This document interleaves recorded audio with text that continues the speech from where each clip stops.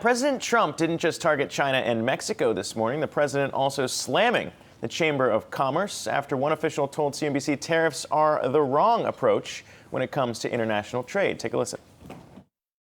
Without tariffs, we would be captive to every country, and we have been for many years. That's why we have an $800 billion trading deficit for years. We lose a fortune with virtually every country.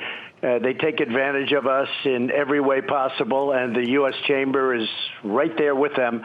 And I assume, and I'm a member of the U.S. Chamber, maybe I'll have to rethink that, because when you look at it, the Chamber is probably more for the companies and the people that are members than they are for our country.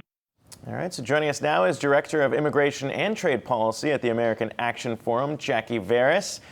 Jackie, what's your take on Trump's aggressive response to the Chamber of Commerce's tariff opposition? What the president's phone call into CNBC showed this morning, if anything, is that he's in a position where he needs to continually defend his tariff actions. At this point, it's harming the U.S. economy. The tariffs he's put in place have increased nationwide prices by $70 billion per year. People are feeling the pain, and he needs to go out and defend his actions.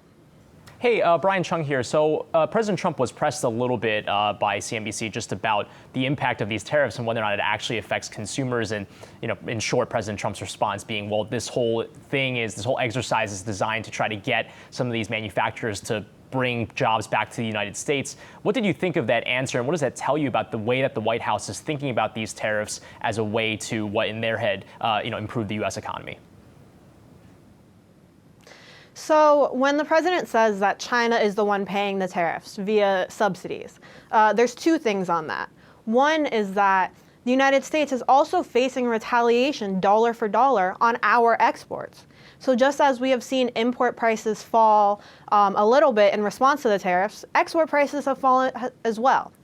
Another thing is that it has increased costs for American businesses.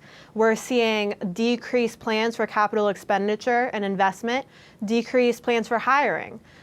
This is why the business community and Republicans in Congress united against the tariff threat against Mexico. Jackie, when we talk about the trade wars, though, I mean, people are quick to point out where the president might err when he says that no U.S. consumers pay anything in these wars. But there are some winners here when we talk about protectionism. There are some people to gain from that. When you do see this play out, though, are there any that stand out to you as maybe a plus side to the trade war, what you've seen when we're talking about putting in these protective measures?